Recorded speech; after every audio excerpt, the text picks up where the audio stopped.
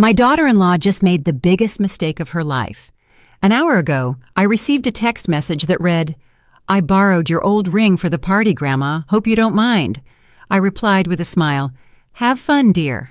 But immediately afterward, I dialed my lawyer, Frank Miller, and told him, "File a report for the theft of inventory item 847, a $3 million pink diamond ring." An hour later, the police raided that elegant party where Cynthia was flaunting my ring, believing she had taken a worthless trinket. If you're watching this, subscribe and tell me where you're from, because this story is going to leave you speechless. My name is Dolores. I am 71 years old, and for the past 10 years, I've been treated like the invisible mother-in-law, the old lady who gets in the way at family gatherings. To Cynthia, I was nothing more than an annoying old woman living in the house my late husband left me. She joined our family a decade ago when she married my son Louis, and from day one, she made me feel like an intruder in my own home. Cynthia is one of those women who believe the world owes them everything. Elegant, manipulative, always dressed in the finest red and green gowns, adorned with expensive jewelry that my son bought her to keep her happy. From the moment she stepped into my home, she began treating me as if I were her personal maid. "Dolores, make me a coffee." "Dolores, iron my black dress for tonight." "Dolores, don't make noise when you walk, my head hurts." She never addressed me with respect. To her, I was simply the old lady, as if I didn't even have a name. At family dinners, she would talk about me as if I weren't present. "Louis, your mother should consider moving to a retirement home. This house is too big for someone her age." And my son, my own son, would just lower his head and mumble, "Mom is fine here, Cynthia." But I knew things were changing. Louis began to look at me differently, as if I were a burden. Cynthia had slowly poisoned his mind, whispering in his ear that I was too old to care for such a large house, that they needed the space for their own plans. She had grand dreams, to turn my living room into her personal office, to transform the garden my husband and I had cultivated for 40 years into a modern entertainment area.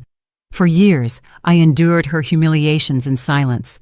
When guests arrived, Cynthia would introduce me as Louis's mother, never as the owner of the house. When she hosted parties, I had to hide in my room because, according to her, old people make others uncomfortable. There were nights I cried in silence, wondering how I had become invisible in the home I built with so much love. What Cynthia never knew, what no one in my family knew, was that my late husband, Mario, left me much more than this house. During our last years together, Mario had been secretly collecting valuable art, jewelry, and antiques. He knew I was discreet, that I never flaunted wealth, and he trusted that I would know how to handle his legacy when the time came. In a secret safe hidden behind a painting in my bedroom, he kept a collection worth over $15 million. Among those pieces was the ring Cynthia had just borrowed, a 5-carat pink diamond ring designed by a French jeweler in 1920, valued at $3 million. To anyone unfamiliar with jewelry, it might have looked like a simply elegant antique ring, but to experts, it was a masterpiece.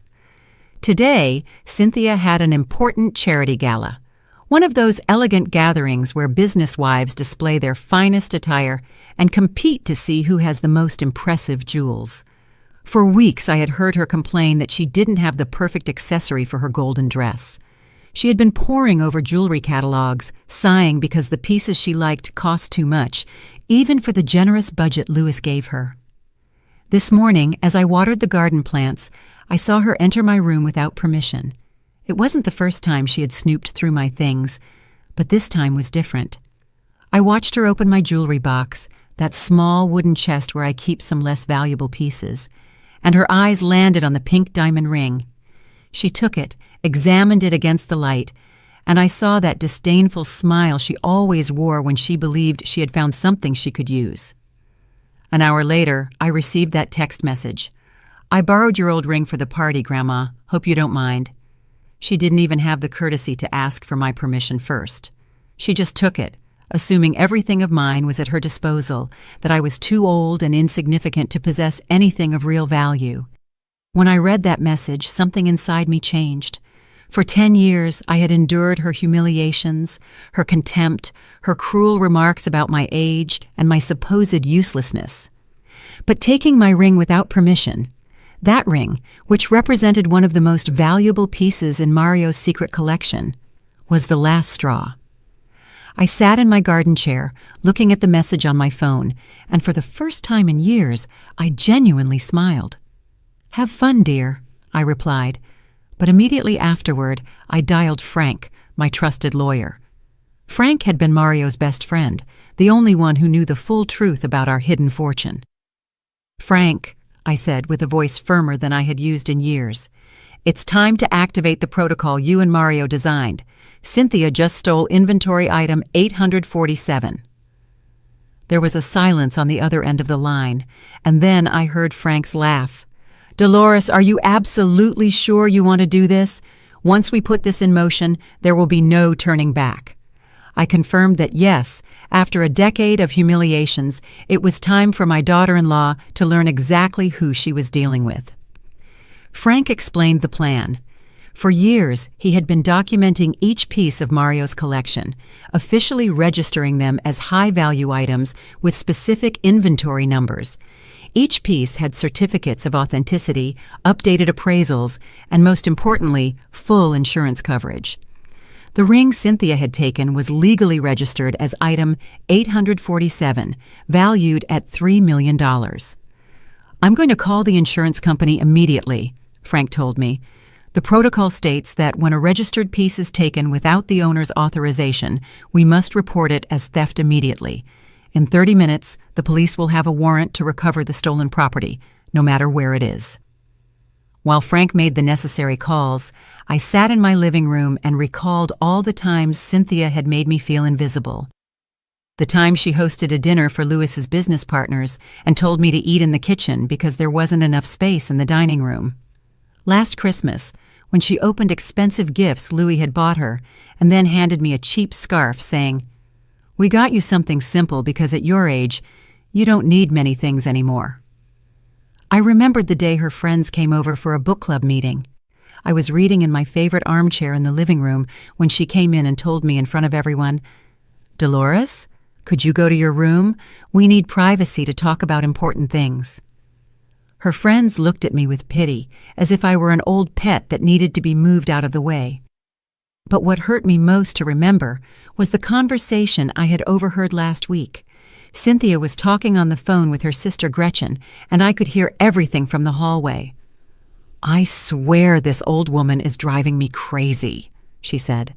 "She lives in this huge house like a queen, but look at how she dresses. Look at her cheap jewelry. It's pathetic. Louis and I are waiting for her to decide to move to a retirement home, but she's too stubborn. When she finally leaves, I'm going to renovate this entire house, starting by throwing all her ugly antiques in the trash." That conversation had been the moment I decided I couldn't stay silent anymore. Cynthia not only despised me, she also despised everything Mario and I had built together. She had no idea that those ugly antiques she hated so much were worth more money than she could earn in several lifetimes. Frank called me back. "Everything's ready, Dolores. The theft report has been officially filed. The ring is listed as stolen property valued at $3 million. I gave the police the address of the hotel where the charity gala is being held. They have orders to recover the stolen property immediately." "And what will happen to Cynthia?" I asked. Frank sighed. "Dolores, technically, she has committed grand larceny. We're talking about $3 million. According to the law, she could face several years in prison, but you are the victim, so you can decide if you want to press criminal charges or simply recover your property." I told him I wanted to think about it. For now, I just wanted to see Cynthia's face when she realized she had completely underestimated the useless old lady she despised so much. An hour after I filed the report, my phone rang. It was Louis, and he sounded absolutely panicked. "Mom, what's going on? The police just raided Cynthia's party. They say she stole a $3 million ring. This has to be a terrible mistake." "It's not a mistake, son," I replied calmly.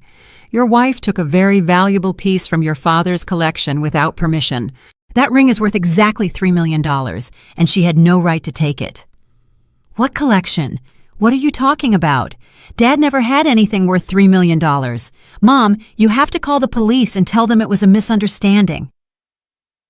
It was unbelievable. My own son didn't even know the truth about the fortune his father had accumulated. Mario had been very careful to keep his investments and collections secret, even from Louis. He wanted to protect our family from the dangers that come with visible wealth, kidnappers, con artists, distant relatives who appear asking for money. Louis, I said, there are many things you don't know about your father and about me. Your wife has just made a very serious mistake, and she will face the consequences alone. Mom, have you gone crazy? Cynthia is crying. They're treating her like a criminal. Her friends are recording everything with their phones. Her reputation is ruined.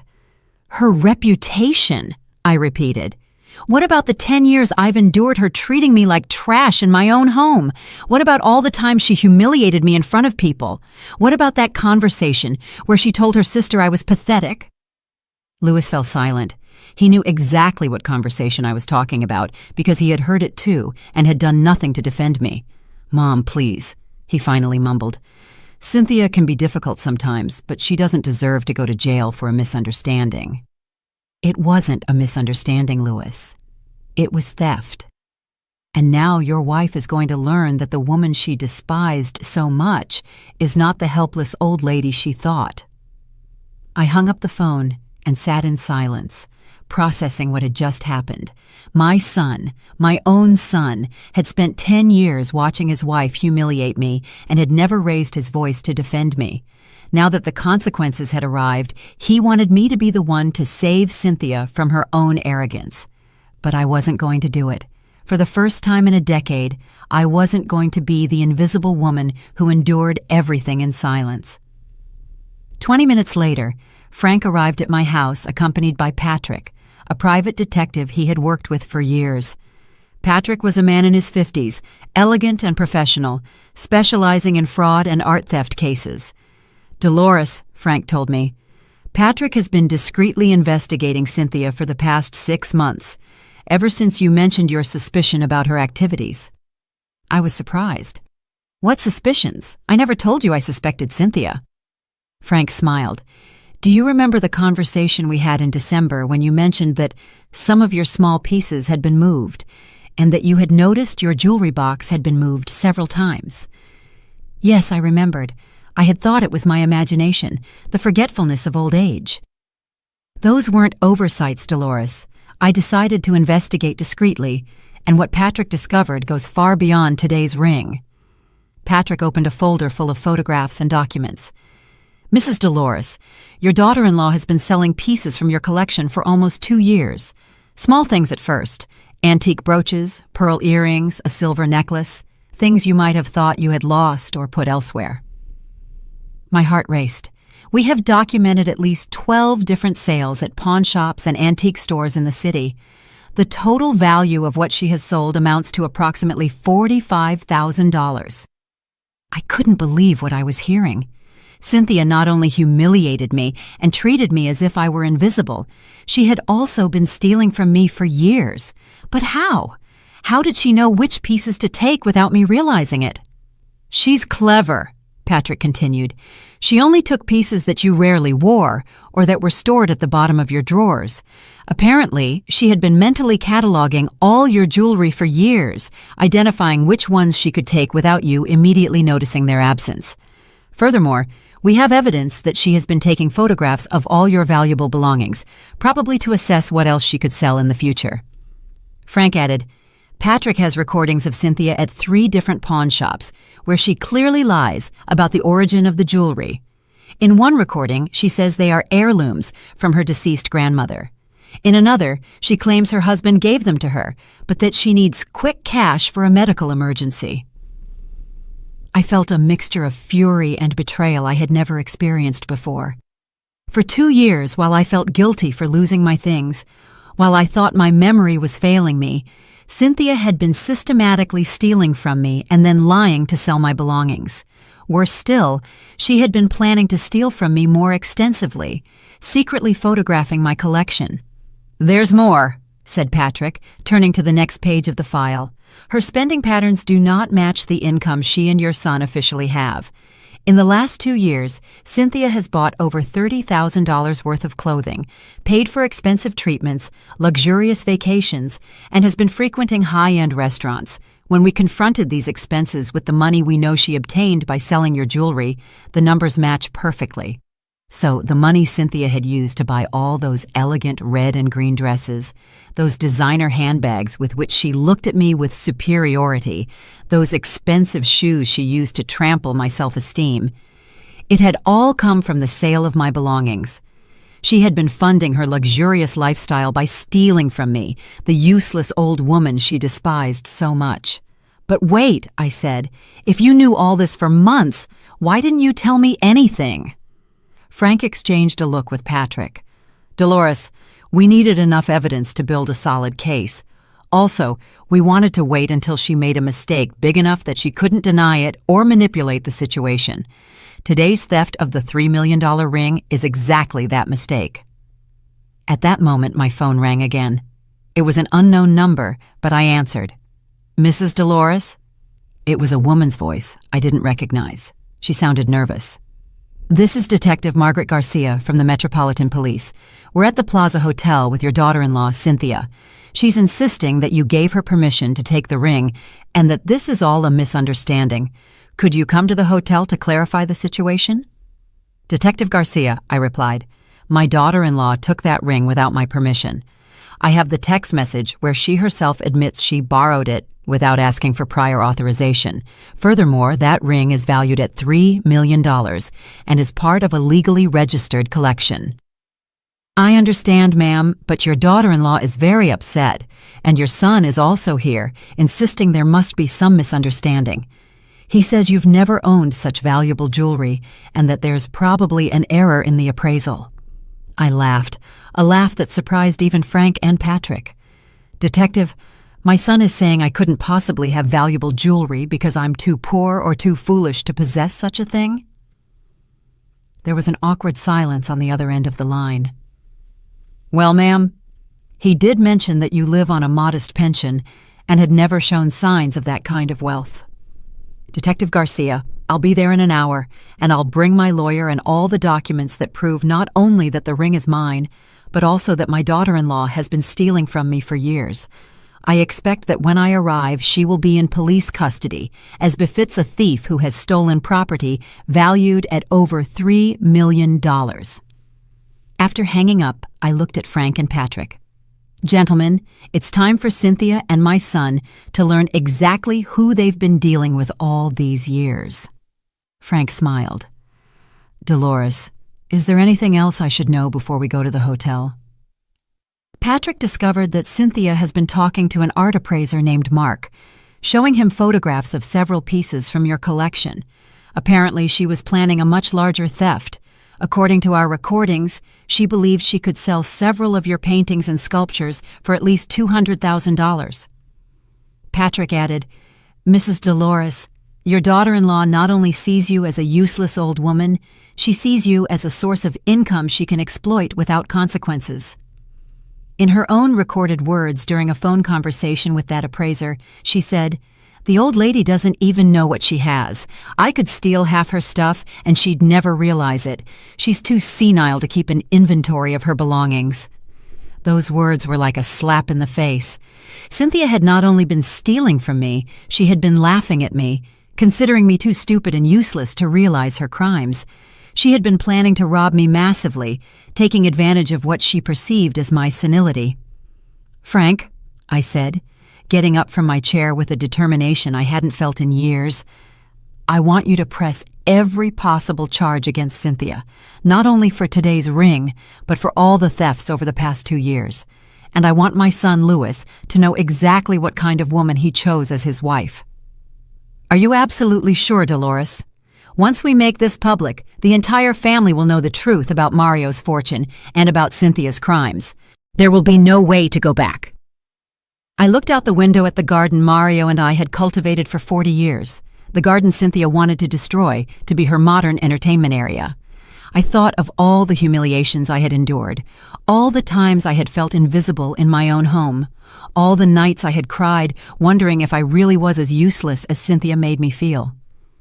"Frank," I said, "it's time for this senile old woman to teach them a lesson they will never forget."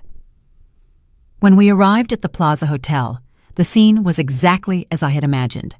There were at least 5 police cruisers at the entrance, local reporters who had arrived drawn by the drama, and groups of charity gala guests leaving the hotel, whispering and pointing. This was the kind of scandal that our city's high society would remember for years. As I entered the lobby, I immediately saw Cynthia. She was sitting on a leather sofa surrounded by 3 police officers, and for the first time in 10 years, she didn't look like the elegant, controlled woman she had always been. Her perfect makeup was streaked with tears. Her golden dress was wrinkled, and her hands were handcuffed in front of her. The ring, my $3 million ring, was no longer on her finger. Louis stood beside her, gesticulating violently as he spoke with a detective. When he saw me enter, accompanied by Frank and Patrick, his expression changed from desperation to something that looked more like fury.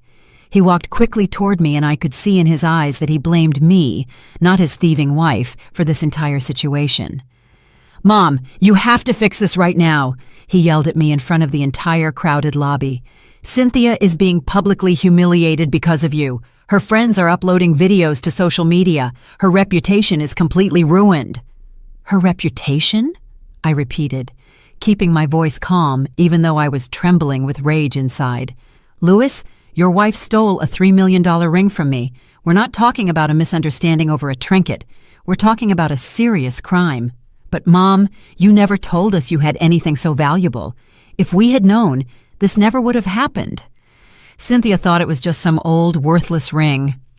Frank stepped forward and handed Louis a thick folder. "Mr. Louis, here are all the documents proving the value of the ring, along with certificates of authenticity and insurance policies. Your wife did not steal a worthless old ring. She stole a historical piece of jewelry valued at $3 million. Louis opened the folder and began to review the documents. I watched as his expression gradually changed from disbelief to complete shock. This can't be real. Dad really had these things? Why did you never tell us anything?" "Because your father knew it was better to keep our wealth private," I explained. "And seeing how your wife has been stealing from me for 2 years, it seems he was right." "Stealing from you for 2 years? What are you talking about?"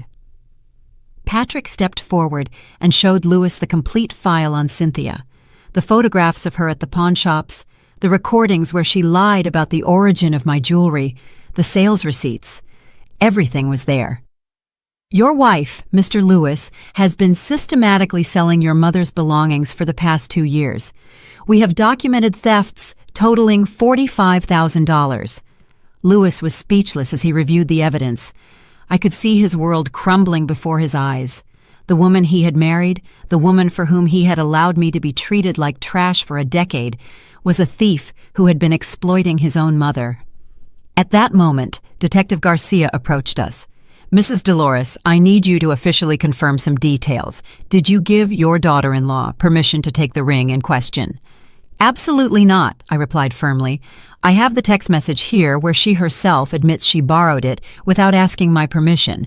In my world, taking something without permission is called theft." "And can you confirm that the ring legally belongs to you?" Frank intervened. "Detective, here are all the legal documents. The ring was purchased by Mrs. Dolores's late husband in 1975. It is registered in his will, it is insured for its full value, and it is part of the official inventory of the inheritance Mrs. Dolores received." The detective reviewed the documents and nodded. "Everything seems to be in order. Mrs. Dolores, do you wish to press criminal charges against your daughter-in-law?" Before I could answer, Cynthia cried out from her seat. "Dolores, please, it was just a misunderstanding. You know I would never intentionally hurt you. I've always treated you with respect." I turned to her slowly.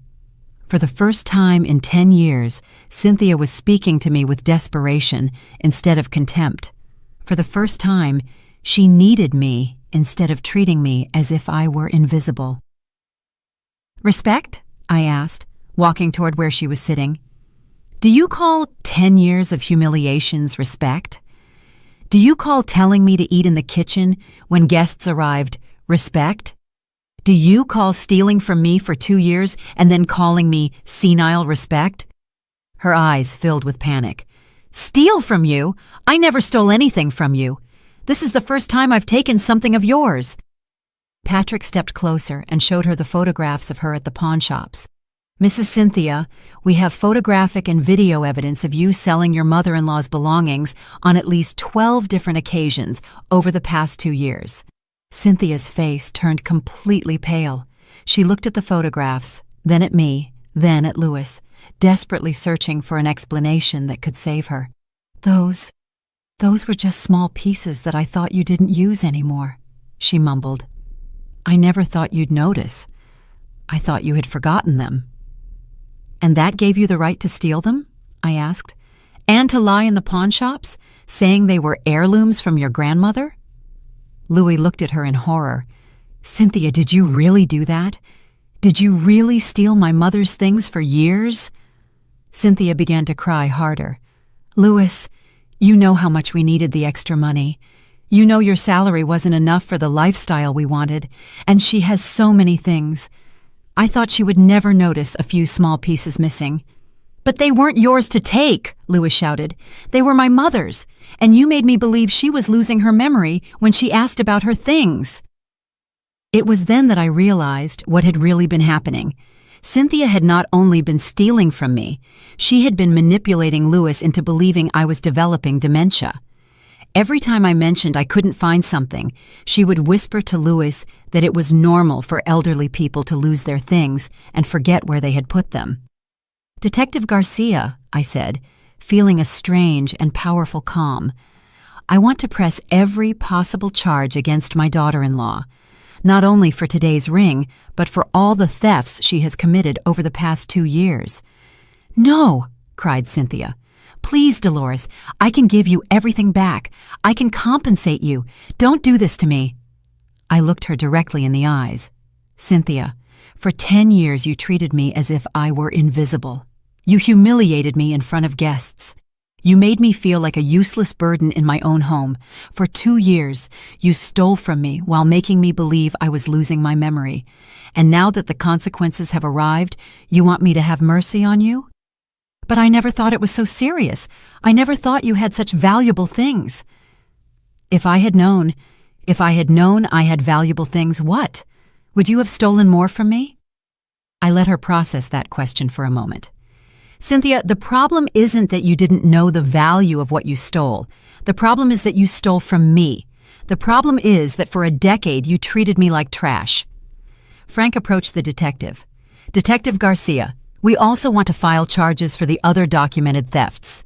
We have enough evidence to prosecute at least 12 additional cases of theft. The detective nodded. Understood. Mrs. Cynthia, you are under arrest for grand larceny in the first degree, multiple counts of petty theft, and fraud. You have the right to remain silent. As the detective read Cynthia her Miranda rights, I looked at my son Louis. He stood there watching his wife being officially arrested, finally understanding that the woman he had married was a criminal who had been exploiting his own mother for years. Mom, he said in a broken voice, I didn't know any of this. You have to believe me. Louis, I replied. Perhaps you didn't know about the thefts, but you did know how Cynthia treated me. You saw every humiliation, every slight, every moment she made me feel invisible in my own home, and you never said anything. Louis lowered his head, unable to look me in the eyes. He knew I was right. For 10 years, he had been a silent witness to his wife, turning me into a stranger in my own home, and he had chosen the easy path to say nothing, not to confront, not to defend his own mother. Now that the truth had come to light, he finally understood the price of his silence. Mom, he mumbled, I thought you two would eventually find a way to get along. I thought if I didn't get involved, things would resolve themselves. Things don't resolve themselves, Louis, I replied, especially when one person is systematically abusing another. Your wife not only disrespected me for a decade, she stole from me, manipulated me, and planned to steal even more. And you thought that would just resolve itself? As I spoke with Louis, I could see that several guests from the charity gala were recording the scene with their phones. The story of the millionaire mother-in-law who caught her thieving daughter-in-law would be circulating on social media before the night was over. For Cynthia, who had built her entire social identity around her image as an elegant and respectable wife, this was worse than jail. Detective Garcia finished reading the Miranda rights and began to escort Cynthia toward the exit. But before they could reach the door, Cynthia turned to me with an expression I had never seen before. Pure, desperate fury. "Dolores, you don't understand what you've just done!" she screamed at me. "My life is ruined, my friends, my reputation, everything is destroyed. And why? For a stupid ring you didn't even wear." "No," I calmly replied. "For 10 years of thefts, humiliations, and mistreatment, today's ring was simply the last straw. But I gave you a family," she continued to scream.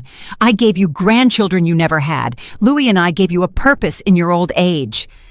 That was the most ridiculous statement I had heard in years.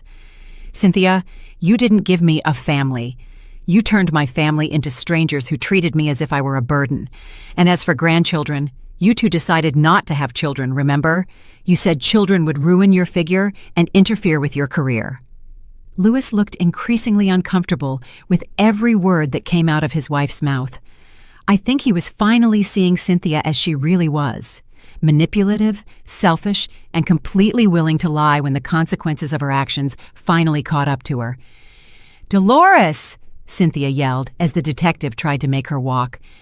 "If you go through with this, you're going to lose your son forever. Louis will never forgive you for destroying his marriage." I looked at Louis. He stood there, watching his wife make threats while she was being arrested for stealing from his own mother. "Louis," I said, "is that how you feel? Do you think I destroyed your marriage?" Louis remained silent for a long moment, processing everything he had discovered in the last 2 hours. His wife was not the elegant and sophisticated woman he thought he had won over. She was a thief who had been exploiting his elderly mother for years, while manipulating him into believing that his mother's forgetfulness was a sign of senility. "No, Mom," he finally said. "My marriage was destroyed the moment Cynthia decided to steal from you for the first time. I just didn't realize it until now." Cynthia was speechless for the first time. She had been counting on Louis to blame me for her problems, as he had done so many times before. But this time, the evidence was too clear and the lies too obvious. After Cynthia was taken away, Patrick handed me an additional folder. "Mrs. Dolores, there's something else you need to know. During our investigation, we discovered that Cynthia had been in contact with an attorney specializing in wills and inheritances. Apparently, she had been researching legal ways to challenge your father-in-law's will if you were to pass away." Louis looked increasingly sick. "What does that mean?" "It means," Frank explained, "that your wife was not only stealing from his mother in the present. She was planning for the future, investigating how to take over the entire inheritance when his mother died." Patrick added, "We found emails between Cynthia and this lawyer discussing the possibility of declaring your mother mentally incompetent. The plan was to demonstrate that you had senile dementia and therefore lacked the legal capacity to manage your finances or property." My blood ran cold. She was planning to declare me mentally incompetent. "Yes," Patrick continued. "In one of the emails, Cynthia mentions that you had been frequently losing things and that this could be used as evidence of mental decline. Of course, now we know that you weren't losing things. She was stealing them." Louis sat heavily in a lobby chair. "My God," he mumbled. She was planning to steal everything from you." "Not only that," Frank added, "we also found that she had been pressuring Louis to convince you to move to a retirement home. Once you were institutionalized, it would have been much easier to obtain a court order declaring you mentally incompetent." I remembered all the conversations where Cynthia subtly suggested that I was too old to live alone, that I needed professional care, that I would be happier in a place designed for people my age. It wasn't genuine concern. It was a calculated strategy to seize my fortune.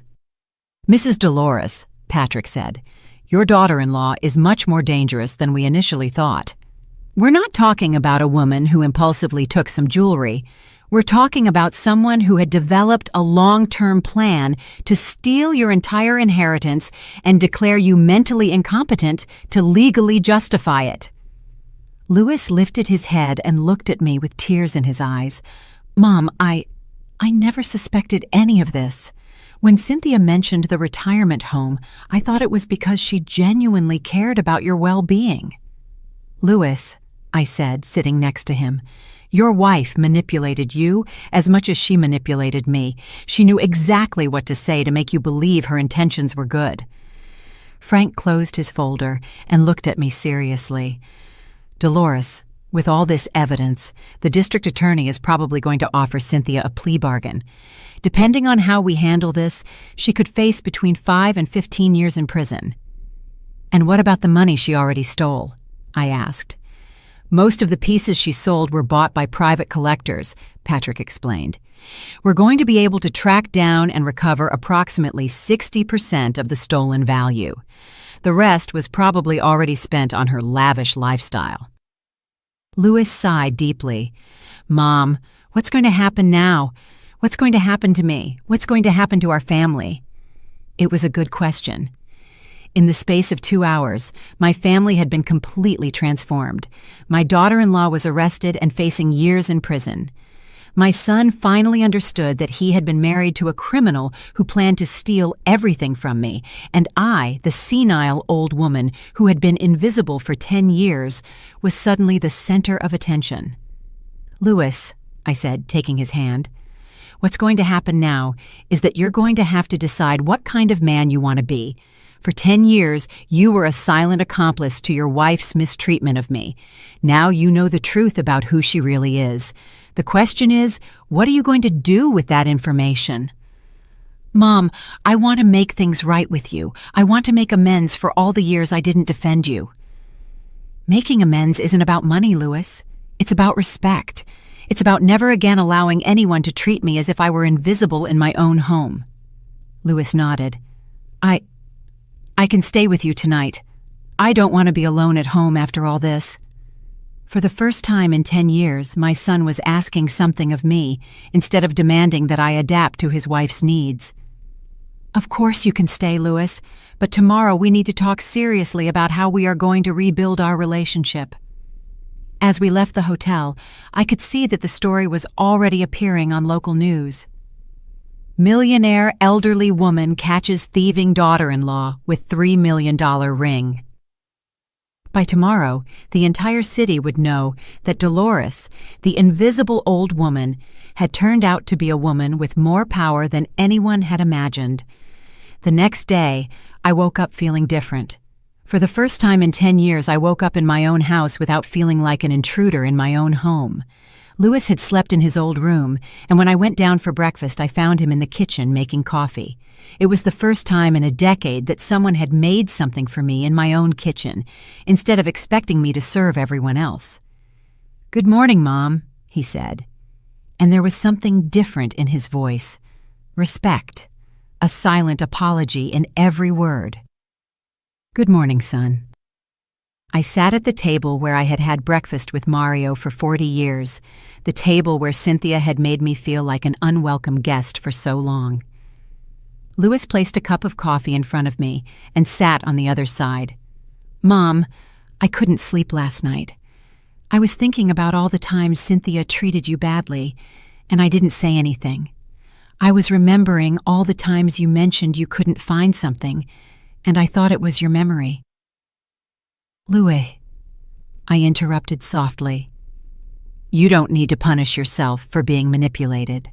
Cynthia is very intelligent. She knew exactly how to present things to make it seem like she cared about my well-being while she was stealing from me. But I'm your son. I should have been on your side. I should have seen the signs." I took a sip of coffee and looked directly at him. "What matters now is what you're going to do in the future. The question is, are you going to try to save your marriage with a woman who planned to steal everything from me and declare me mentally incompetent?" Louis fell silent for a long moment. I could see the internal struggle on his face. He had been married to Cynthia for 10 years. Despite everything he had discovered, she was still his wife. At that moment, the phone rang. It was Frank. "Dolores, I have important news.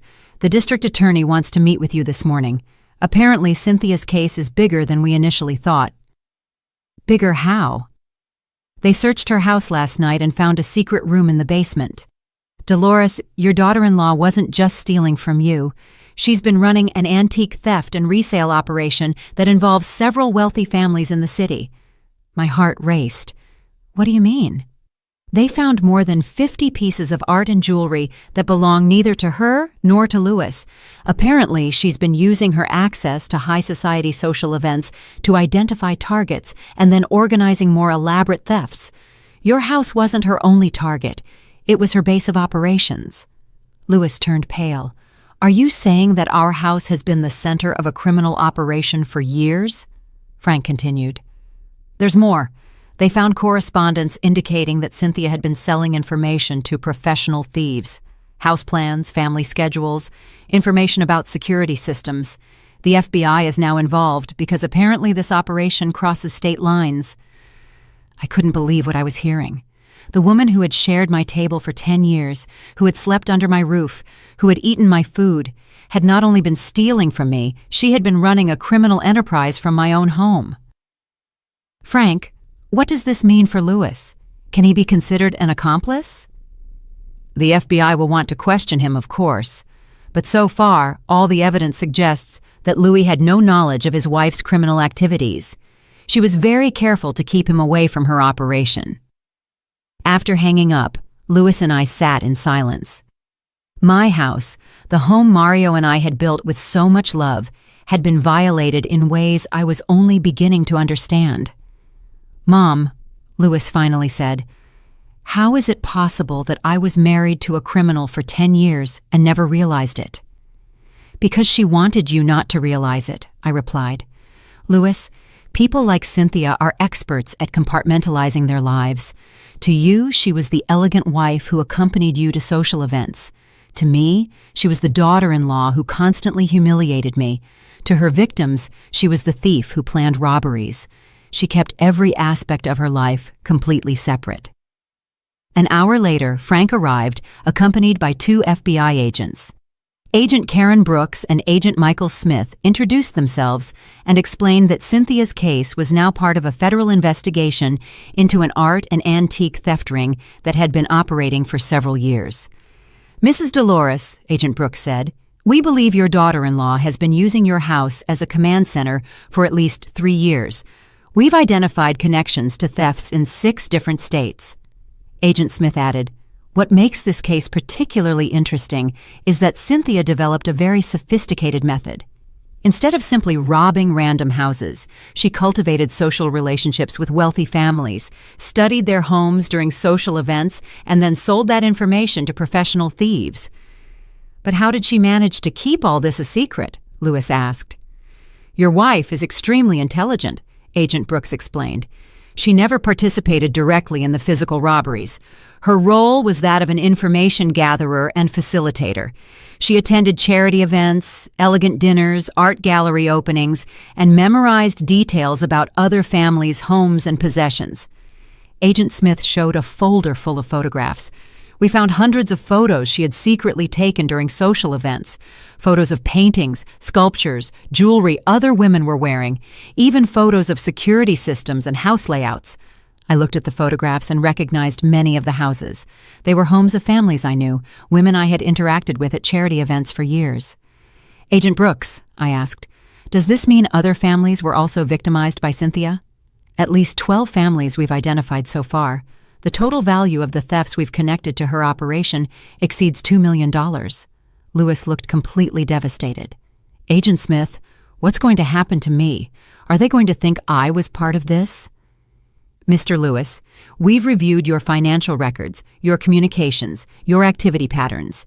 There is no evidence that you had knowledge of or participation in your wife's criminal activities. However, we need you to cooperate fully with our investigation." Agent Brooks looked directly at me. "Mrs. Dolores, is there anything else you need to know?" When we arrested Cynthia last night, she immediately began to negotiate. She's offering information about her entire criminal network in exchange for a reduced sentence. What kind of information? Names of all her accomplices, details about unsolved robberies, locations where stolen pieces are hidden. She's willing to turn over her entire organization to avoid spending 20 years in prison. Frank leaned forward. And what does that mean for Dolores? How long could Cynthia be in prison if she cooperates? If her testimony helps solve all related cases and leads to the arrest of the other members of the network, she could face between 5 and 8 years instead of 20 to 25. Lewis sighed deeply. So, even now, even after being arrested, Cynthia is finding ways to manipulate the system to benefit herself? That's how intelligent criminals work, Agent Smith explained. They always have an escape plan. After the FBI agents left, I sat in my living room trying to process everything I had learned. My house had been the center of a criminal operation for years. The woman who had made me feel invisible had been using my home to plan crimes against other families like mine. "Mom," Lewis said, sitting next to me, "how are we going to get through this? How am I going to rebuild my life after discovering that I've been married to a criminal for 10 years? I looked at my son, this 40-year-old man who suddenly looked like a lost child. "Lewis, what you're going to do is the same thing I'm going to do. You're going to decide that you're not going to let Cynthia define the rest of your life. She lied to you, she stole from me, and she used our family for her own criminal purposes. But now that we know the truth, we have the power to decide what to do with that information." "And what do you want to do, Mom?" I smiled, feeling a strength I hadn't experienced in years. "Son, I'm going to show the world exactly who Dolores really is, and I'm going to make sure no other family has to go through what we went through." The following days were a whirlwind of activity that completely transformed my life. Frank had organized a press conference where I would appear as the main victim of Cynthia's criminal scheme, but also as the woman who had managed to unmask the entire operation. For the first time in 10 years, I was going to be the center of attention for the right reasons. The morning of the press conference, I woke up early and dressed in my best emerald green dress, the one I had bought for my wedding anniversary with Mario, but had never worn because Cynthia always had sarcastic comments about my old-fashioned clothes. I put on the remaining jewelry from my collection, the pieces Cynthia hadn't managed to steal, and for the first time in a decade, I felt like the elegant and powerful woman I truly was. Lewis helped me get to the building where the conference would be held. "Mom," he said as we walked in, "I'm proud of you. I know these days have been terrible, but the way you've handled all this, Dad would be proud too." The room was full of journalists, television cameras, and curious onlookers who had come to hear the story of the millionaire elderly woman who caught her criminal daughter-in-law. When I entered the room, I could feel all eyes turning toward me, but this time they weren't looking at me with pity or condescension. They looked at me with respect, curiosity, even admiration. Frank approached the podium first. "Good morning. My name is Frank Miller, and I represent Mrs. Dolores, 71 years old, who was not only a victim of a criminal scheme run by her own daughter-in-law, but was also instrumental in unmasking a theft ring that had been operating for years." Then he invited me to speak. As I approached the microphone, I felt a strange calm. For 10 years, I had been silenced, ignored, treated as if my words had no value. Now, dozens of people were waiting to hear what I had to say. "My name is Dolores," I began, "and for the past 10 years, I was a victim of psychological abuse and systematic theft by my daughter-in-law, Cynthia. But what I want you to understand is that this is not just my story. It is the story of many elderly people who are victimized by family members who see them as easy targets." I continued telling my story, but not as a pathetic victim. I told it as a woman who had resisted, who had kept important secrets until the right moment, and who had finally found a way to obtain justice. "Cynthia thought I was a senile old woman who would never realize her crimes," I said. "But what she didn't know is that my late husband taught me to be observant, patient, and strategic. When I suspected something was wrong, I didn't confront directly. I investigated, collected evidence, and waited for the perfect moment to act. A journalist raised her hand. "Mrs. Dolores, why did you wait so long to act? Why didn't you report the thefts when they started?" "Because I needed enough evidence to ensure that Cynthia couldn't manipulate the situation," I replied. "People like my daughter-in-law are experts at making themselves look like victims. If I had acted too soon, with insufficient evidence, she would have found a way to convince everyone that I was a confused old woman making up stories." Another journalist asked how I felt, knowing that my house was used as a command center for a criminal network.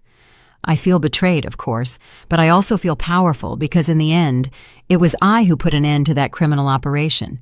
It was my report that led to the arrests. It was my evidence that unmasked the entire network. After the press conference, something extraordinary began to happen. My phone wouldn't stop ringing. Journalists from all over the country wanted to interview me. Documentary producers wanted to tell my story. But the calls that moved me most were from other elderly women who had seen the news and recognized elements of my story in their own lives. A woman named Diana called me crying. "Dolores, I saw your interview on television, and I think my son-in-law is stealing from me. My jewelry has been disappearing, but my daughter says it's normal for old people to lose things. After listening to you, I realize that maybe I'm not losing my memory." Another woman, Grace, told me that her daughter-in-law had been pressuring her to sign documents she didn't fully understand. "After seeing your story, I realized that I need to get my own lawyer, not rely on the lawyer my daughter-in-law recommends." These conversations made me understand that my experience with Cynthia was not unique. There were thousands of elderly people who were being victimized by family members who abused their trust, and many of them lacked the resources or knowledge to defend themselves. That night, Louis and I had a long and difficult conversation about our future. "Mom," he said, "I've decided to divorce Cynthia. I can't continue to be married to someone who hurt you so much and who turned out to be a criminal." "Are you sure, son? It's a very big decision." "Completely sure. For 10 years, I chose Cynthia over you, and that was the biggest mistake of my life. I'm not going to make the same mistake again." 3 days later, I received an unexpected call. It was a television producer named Peter who had seen my press conference. "Mrs. Dolores, I'd like to propose something to you. Have you considered having your own show where you help other elderly people who might be victimized by family members?" The idea intrigued me. What kind of show? A show where people can call in to tell their stories and where you can offer advice based on your experience. We could also have legal experts and psychologists to help. We'd call it Dolores's Wisdom or something like that. For the first time in my life, someone was offering me a platform to use my experience and knowledge to help others. For 71 years, I had been the devoted wife, the sacrificing mother, the invisible mother-in-law. Now I finally had the opportunity to be something more, an advocate, an educator, a voice for people who had been silenced like me. "Peter," I said, "I'm interested in your proposal, but I have some conditions." That night, as I prepared for bed in my house, for the first time in years without feeling like an intruder in my own home, I reflected on everything that had changed. A week ago, I was the invisible old woman everyone ignored. Now, I was a public figure whose story had inspired hundreds of people to examine their own family situations. My phone vibrated with a text message. It was from Frank. "Dolores, I just received news from the FBI. Thanks to your case and the information Cynthia is providing, they have arrested 6 more members of the criminal network. Your bravery not only saved you, it saved many other families from being victimized." I smiled as I turned off the light. Cynthia had spent 10 years trying to make me invisible, to convince me that I had no value, that I was too old and useless to matter. But in the end, it had been my strength, my patience, and my intelligence that had put an end to her reign of terror. The useless old woman had turned out to be much more powerful than anyone had imagined. 2 weeks after the press conference, my life had taken a turn I never could have imagined. The television show Dolores's Wisdom had become a national phenomenon. Every day, we received hundreds of calls from elderly people who had finally found the courage to tell their stories of family abuse and theft. Frank had officially established the Dolores Foundation for the Protection of Seniors with an initial donation of $200,000 from my secret inheritance. It was ironic. The money Cynthia had been planning to steal from me was now being used to protect other people from criminals like her. But the true satisfaction came when Patrick, my private detective, called me with extraordinary news. Dolores, Cynthia's testimony has been even more valuable than we expected. The FBI has managed to arrest the entire criminal network, 15 people in total, including the professional thieves, the corrupt appraisers who falsified valuations, and the art dealers who bought the stolen pieces. And what will happen to Cynthia? I asked. Here's the interesting part. Despite her cooperation, the judge decided that her crimes were too extensive for a reduced sentence. She's going to serve 12 years in federal prison, and when she gets out, she'll have to pay full restitution to all victims. 12 years. Cynthia, who had spent a decade making me feel invisible, would now be the one to disappear for more than a decade. But the story didn't end there. That same afternoon, I received a call that completely surprised me. Dolores, it's Cynthia. My heart raced. How are you calling from prison? They allowed me to make a call. Dolores, I need to talk to you. It's important. For 10 years, I had avoided direct confrontations with Cynthia, but now, with all the truth revealed and her in prison, I finally had the courage to listen to what she had to say. Speak, Cynthia. There was a long silence, and then I heard something I had never heard before. Cynthia crying. Not the manipulative tears she had used when she was arrested, but a genuine, desperate sob. Dolores, I need you to know something. When I started stealing from you, I really thought your things were worthless. But then, when I realized they were worth money, I couldn't stop. It was like an addiction. And that's supposed to justify 10 years of humiliations and thefts? No, it doesn't justify it. But I need you to understand that I never planned to go that far. At first, I just took a small brooch because we needed money for the vacation Louis wanted. When I sold it and no one noticed, I took something else and then another. I listened in silence as Cynthia continued her confession. Dolores, the truth is, I always envied you. You had this beautiful house. You had Mario's respect. You had a life that I wanted. And when I came into this family, I expected to be treated like a queen. But you were still the matriarch. I was just the son's wife. So you decided to make me the enemy. Yes, that's exactly what I did. And the more I humiliated you, the more powerful I felt. It was as if by making you small, I became bigger. It was the first time in 10 years that Cynthia had spoken to me with complete honesty. Cynthia, do you know what hurts me most about all of this? I asked her. What? That for 10 years, I really tried to connect with you. I tried to include you in family traditions, to teach you Mario's recipes, to share with you the memories of this house, and you took all of that and used it to hurt me. I know, she murmured. I know, and it's what hurts me most now. Dolores, in prison, I've had time to think, and I realized that I destroyed the only real family I had. My own parents abandoned me when I was a teenager. Your family was the only one that gave me a chance to belong to something. And you squandered it. I destroyed it.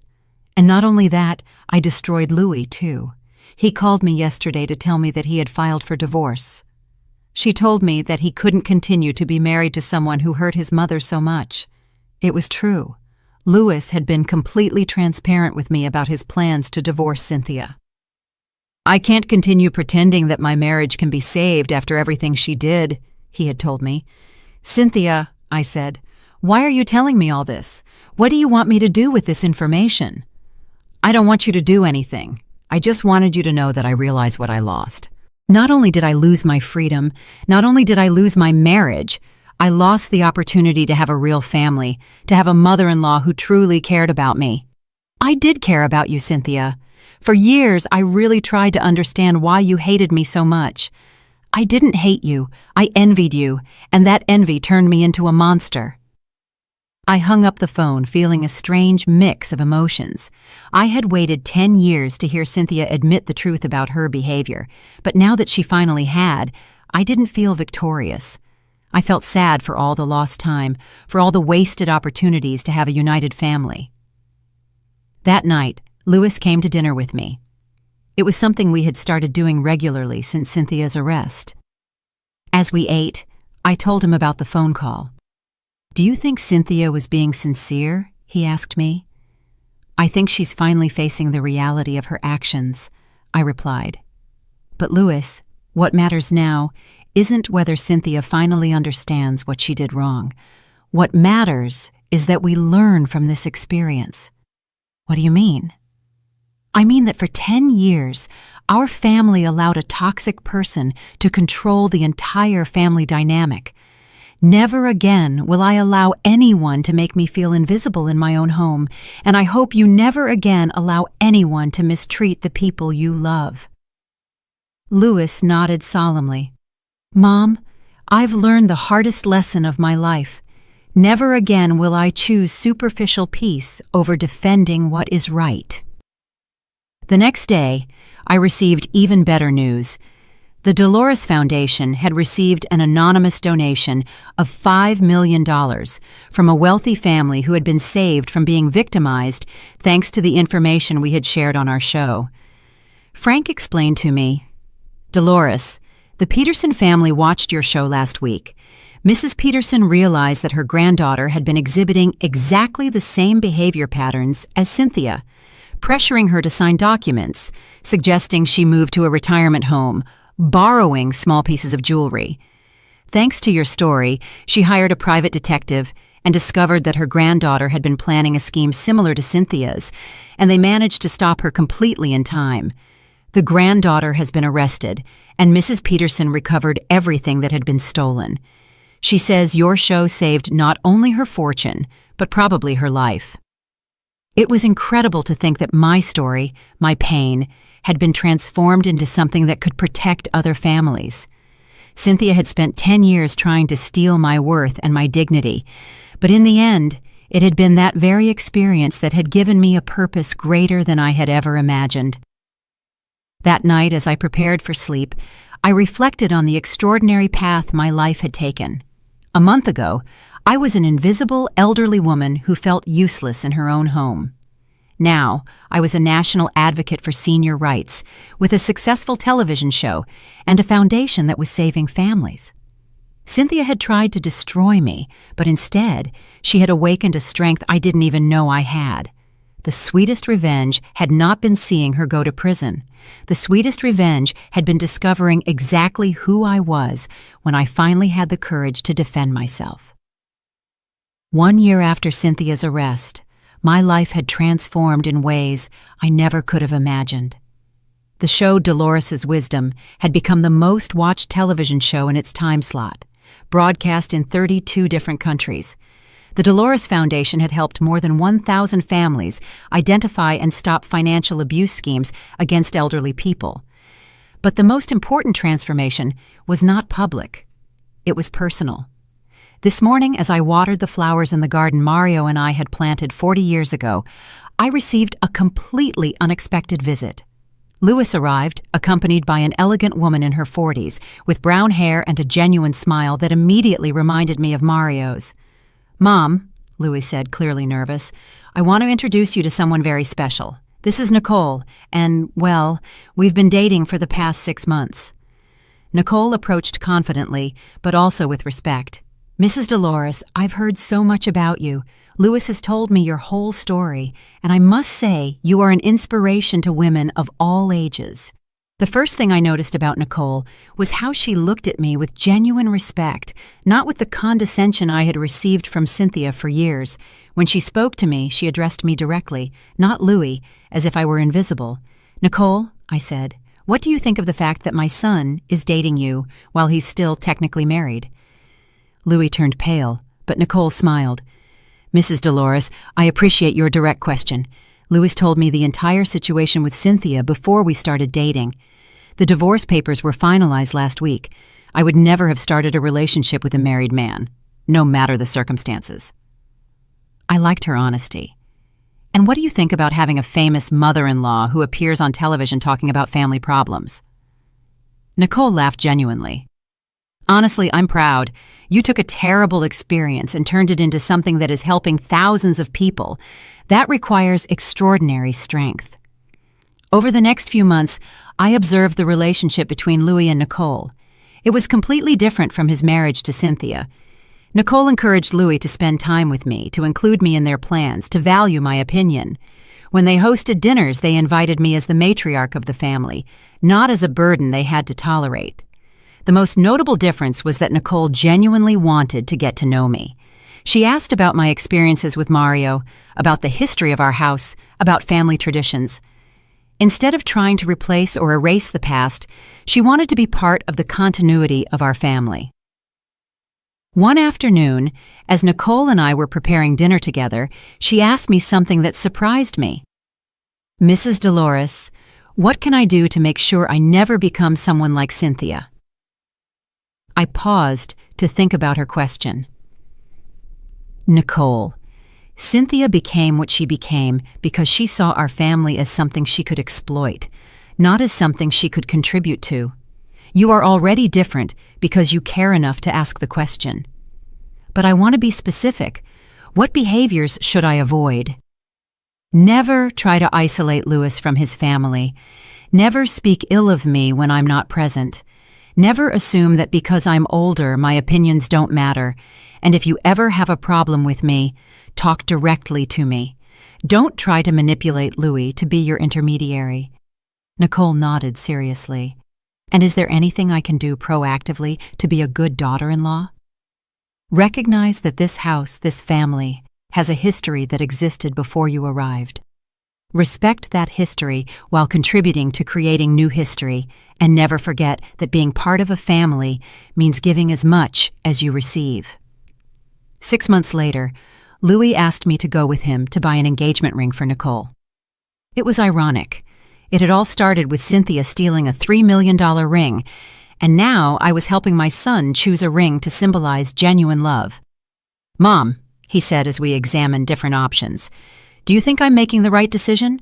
Do you think Nicole and I can build something lasting after everything that happened with Cynthia?" "Louis, the difference between Nicole and Cynthia is that Nicole sees our family as something valuable that she wants to protect. Cynthia saw our family as something she could exploit. That fundamental difference means everything." The proposal was perfect. Louis organized a dinner at our house, in the dining room where for years Cynthia had made me feel like an intruder. But this time, I was sitting at the head of the table, in my rightful place as matriarch of the family, while Louis proposed to Nicole. When Nicole said yes, the first thing she did was walk over to me and hug me. "Mrs. Dolores," she said with tears in her eyes, "I hope I can be the daughter-in-law you deserve." "Nicole," I replied, "you already are." The wedding day was the happiest family celebration we had had in over a decade. Nicole had insisted that the ceremony be held in our garden, honoring the legacy Mario and I had built. During the ceremony, Louis asked me to say a few words. 2 years ago, I began, I believed my family story had ended with humiliation and betrayal. But today I understand that that terrible experience was simply the end of a chapter, not the end of the entire book. Nicole, welcome to a family that now knows how to value mutual respect, honesty, and genuine love. After the wedding, as the guests celebrated in the garden, I received an unexpected text message. It was from a woman named Karen who had watched my show from the beginning. "Dolores, I wanted you to know that your story gave me the courage to report my son, who had been stealing my medication to sell it. Thanks to your example, I regained my dignity and my health. Now, my son is in rehabilitation and our relationship is healing. Your courage inspired me to find mine." These messages arrived regularly. People from all over the world who had found the strength to defend their rights after hearing my story. It was proof that the pain I had suffered had been transformed into something positive and powerful. That night, after all the guests had left, I sat alone in my garden, reflecting on the extraordinary journey I had lived. 2 years ago, I was an invisible elderly woman, victimized by a daughter-in-law who saw me as a nuisance. Now, I was a national advocate, a woman with a new daughter-in-law who genuinely respected me, and the matriarch of a family rebuilt on foundations of honesty and love. My phone rang one last time. It was Frank. "Dolores, I have final news about Cynthia. Her appeal was just rejected. She's going to serve the full 12 years of her sentence." "And how do I feel about that?" I asked myself aloud. Only you can answer that question. The truth was, I no longer felt anger toward Cynthia.